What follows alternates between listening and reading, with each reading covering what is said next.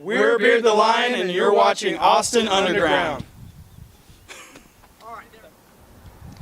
My name is Chris Peck, and you're watching Austin Underground. And we're here with Beard the Lion, who's going to be playing the Grizzly Hall tonight at the Texas Takeover Showcase. How you guys doing tonight? Doing great. Good. Awesome. Excited. All right, so first question. It's a kind of an obvious one. We just come up with the name Beard the Lion, and what does it mean? Well, okay.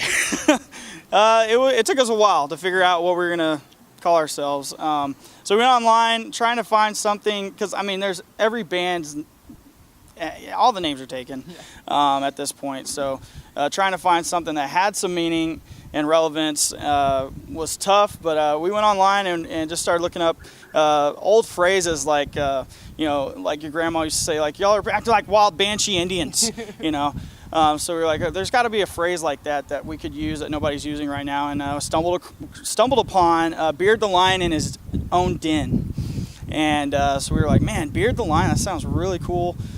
And, even we didn't know what it meant either, so we were like, well, what does this mean? And had a really awesome meaning. It said it's an old phrase that was derived probably from even back to biblical stuff, but in Shakespeare's time, and means to confront a great fear or power on its own grounds. So we're All like, right. Perfect. Well, great. All right, now I want to get to your EP you guys released last year, I think basically a year ago, I think it was May. Yeah. Could you talk about the recording process, and what kind of pushed you to make you want to create the music on there? Well, my brother and I started the band probably about 5 years ago, started working on some material, and once we added Ray pretty soon after, and kind of picked our favorite out of about the 12 songs, and came up with this concept, and we were looking for somebody to record us on a budget, because it was kind of the first record that we'd really tried to do. And Seth was able to do a lot of the pre-production at the house, but ended up finding a really cool guy, Greg Hink of, is that how you pronounce his name? Yeah, Greg from Chop Harder Studios, and he ended up helping us actually get all those ideas out onto a really good sounding record. So, but yeah, just started it all off, in the kitchen, just, with some mics and laying down some cool riffs. And he was kind of the brains behind the music, my brother Seth, and I came back and did the vocals after he laid down all the music. So it's kind of like piecing a puzzle together, with the vocals. But it was a lot of fun, and we're working on another one now. So. Now, before we get to the music, I want to talk about the vocals for a second. One thing you do is you blend a lot of clean vocals with more like growls and heavier vocals. How do you find that balance, and is that something you're actively considering? Yeah, it definitely is a balance. You can't overdo one or the other. I do notice that I lose a little bit of my top range whenever I introduce the screaming into the style. I used to not do that. I just used to sing. I had a great range, but I was willing to kind of sacrifice some of that to get the more heavy stuff into our music, because Seth was pushing to go heavier, and it seemed like the genre was really begging for it. We get paired with a lot of bands, at least for live stage performances, that are doing a lot of screaming, and so the audience wants it, and so we ended up moving down, dropping the tuning a little bit. We were on drop C originally. Now we're in drop. We were in drop D. We dropped to drop C, so that we could introduce the screaming and still have the range in the vocals. So it definitely is a balancing act, but over time I've been able to make both work. So.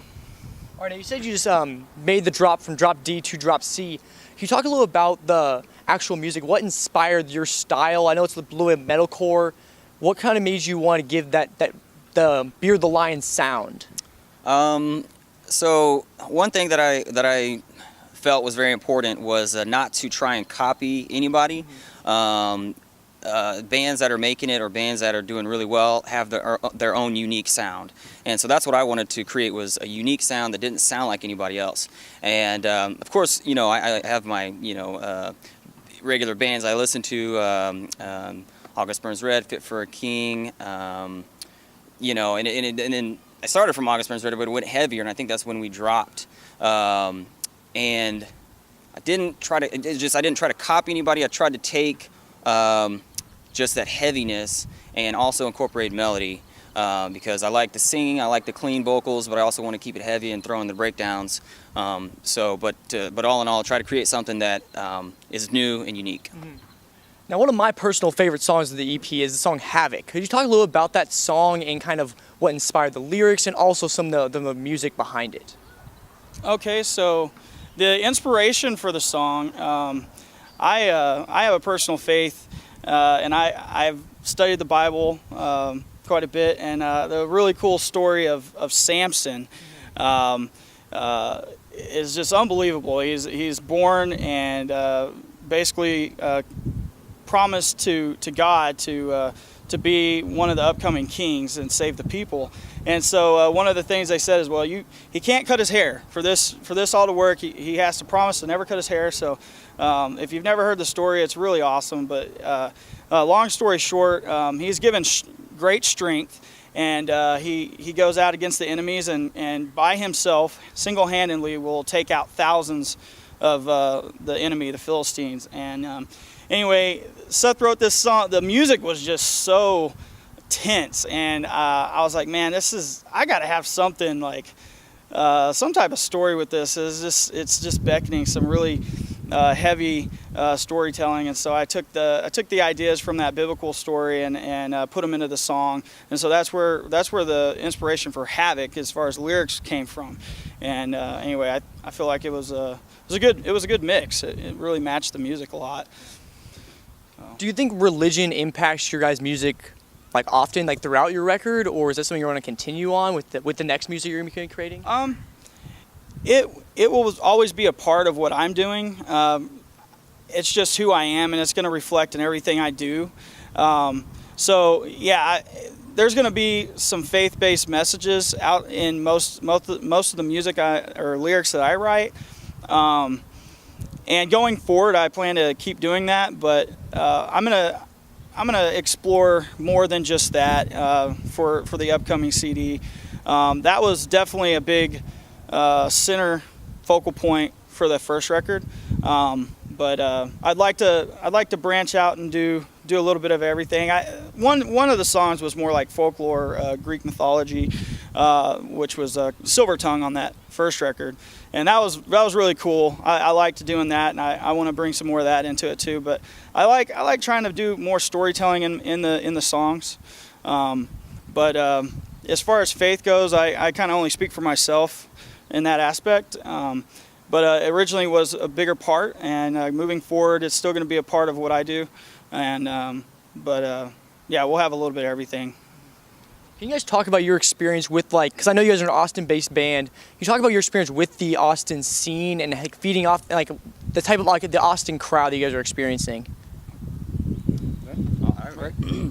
So one thing that I noticed when we started playing shows was we get put on these get put on the bill with these I guess heavier bands than what our music is, and you know, the crowd, the audience, they're getting into it, but they're almost, I'm not scared of the band, but it's just kind of like so much, you know, the breakdowns, the heavy, the moshing, and so the crowd just kind of back up and they kind of spread. And I noticed that when we played consistently, the audience, the crowd would come right up to the stage, and that was really cool to see. And I think that's because we have a melodic influence in all the heavy that we do, and that draws, you know, that's appealing to the people who want to hum to or sing to a melody. So yeah, I think it and that's what I like about the music, is it reaches out to not just the heavy crowd, but also to the people who like to sing and, you know, like to follow the melodies. Now, as you guys mentioned earlier, is working on some new material. Do you want to talk a little about that new material? What can we expect from? Is it, I mean, another EP? Is it gonna be a full-length album? What can we be expecting from that? I'll say two things. We're gonna have more screaming in it. Ray can do singing and screaming. This guitarist here, and then we brought on Matt, who can also sing. So it's gonna open up a lot more for the vocals. So I'm gonna be able to do a lot more screaming on this record. Back to talking about that balance, you know. So with that, that's one aspect, and then Seth is bringing more of a djenty sound to the next record. So kind of bringing in some more modern style, because we were really focused on metalcore in that first record, and we want to stay with what's hot, but still try to stay unique. So we're adding the gent to some of the music, and we got some really cool tunes that I can't wait to show. And the bass guitar is, I mean, you might as well just have 3 guitars. I mean, it's nuts what Matt's doing on this next record, and I don't know if Seth wants to add anything to the music writing. I mean, yeah, I think it'll be a heavier, and more djenty, and but still, like you said, keep that unique sound that we have. Don't want to get away from that, and but yeah, heavier and djentier.